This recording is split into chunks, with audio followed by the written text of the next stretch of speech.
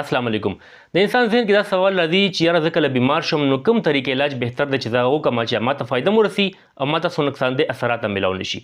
ګورې دا ټیپ په دنیا کې مختلف طریقې علاج چې کوم دی هغه رایج دي او په هغې کې علاجونه کیږي کم از کم د هغې 15 قسمه تعداد دی.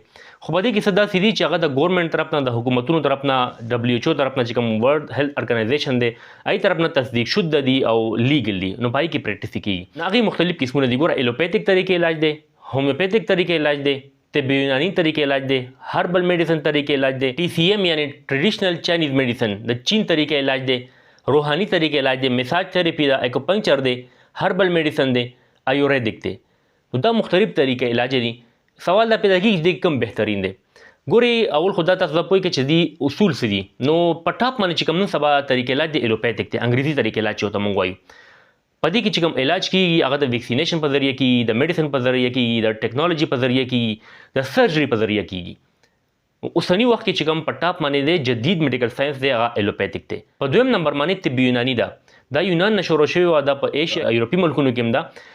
او د دې کې چې کوم طریقې علاج دی د مزاج مطابق کیږي. مزاج سر ګرم ترد خشک دا د اصول دي او د دې کې دوايانې د معدنیاتو نه د جړی بوټیو نه او مختلف ارقیاتو نه جوړیږي. په دریم نمبر هومیوپیتھی ده. دا په جرمني کې شروع شوی و او دا یو ایلوپیتھک ډاکټر و، ډاکټر سیموئل هانیمن. دا هغه دریافت کړو او د دې چې کوم اصول دی هغه علاج بالمثل دی، یعنی کوم څه چې تا بیماری هغه کې ستا علاج موجود. یعنی مرچکې مو خوړو او خوله مو وسوځېده، یعنی مرچکې نه جوړه دوی چې کوم دا هغه په تاسو د خولې سوځېدل دا ختموي. دا متصل یو مثال درکو. د دې اصول داسې دي علاج بالمثل او د کې قلیل مقدار ورکول وي دوی، خو د دوی سلیکشن چې صحیح وشي نو البته هغه مؤثر وي.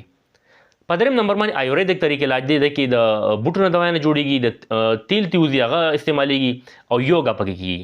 دا چې کوم دی دا د انډیا قدیم علاج دی او دا صرف په انډیا کې دی. په څلورم نمبر باندې TCM ټریډیشنل چاینیز میډیسن دا د چین طریقې علاج دی. د دې اصول چې کوم دی په توانایي باندې د جسم توانایي ده چې هغې کې توازن وي، انسان صحتمند وي، چې هغې کې څه مسله راشي نو انسان بیمار شي. دې چې کوم میډیسن جوړوي چین والا هغه د بوټو نه هم جوړیږي.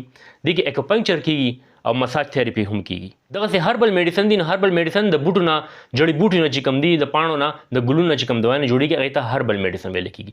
سوال دا چې دې کې کوم طریقې علاج خري. ګور د ټول یو مقصد دی انسان له صحت ورکول. د یو حکیم، د یو ډاکټر، د یو هومیوپیث دا مقصد نه دی چې انسان ته نقصان ورسي. دا مقصد دی چې خیر خور شي د ماده نه او انسان صحتمند شي. نو د خپلو کې څه ټکراو نشته، څه مقابله نشته. هر علاج چې کوم دی په خپل ځمانه موثر دی. هر علاج چې خپل ځمانه دغه حیثیت دی. ګوري په دې کې صرف خبردار چې اکیوټ چې کوم وي حالت حادثاتي څه حادثه رااله، چوټ، زخم، انفیکشن، ټمپریچر یا څه ایمرجنسي رااله نو په ټولو کې ټاپ چې کوم دی ایلوپیتھک طریقې علاج دی، جدید میډیکل ساينس دی. ټول به هسپتال ته منډه وي، ټول به هسپتال ته ځي. دې کې خو شک نشته دی. ټیک شوله. نو طریقې علاج چې کوم په ایمرجنسي کې په کار راځي هغه چې کوم دی هغه ایلوپیتھک دی. خو چې داسې بیماری چې ژوند سره تړلې وي، په جوړونو کې درد وي، معدې مسلې وي یا الرجي وي یا خوب نه ورځي انسان له او په هغې کې بیا مسلسل دوايانې خوراک وي په ایلوپیتھک کې، نو بیا تاسو متبادل طریقې علاج کولی شي، یعنی هربل او هومیوپیتھک کې کولی شي. په دې کې صرف احتیاط دا پکار دی چې کوم ډاکټر نه تاسو علاج کوي چې هغه ایمانداره دیانتدار وي او هغه دوايي سلیکشن صحیح کولی شي چې تاسو څه نقصان دې اثرات نه ملاويږي. باقي هر طریقې علاج په خپل ځای موثر دی چې د دوايي انتخاب صحیح وشي او ډاکټر دیانتدار وي. نو دې خپل کې هیڅ مقابله نشته دی. الله دې څه ایمرجنسي نه راولي، حادثه دې نه راولي، ټول بچی دی هسپتال ته ځي. ځکه چې هغې نه علاوه بل څه حل نشته دی. نه هومیوپیتھک کې، نه آیوریدک کې، نه TCM کې او نه هربل میډیسن کې. او که نه ژوند سره تړلې بیماری وي هغې لپاره مسلسل دوايانې خوراک وي بیا تاسو متبادل طریقې علاج کولی شئ.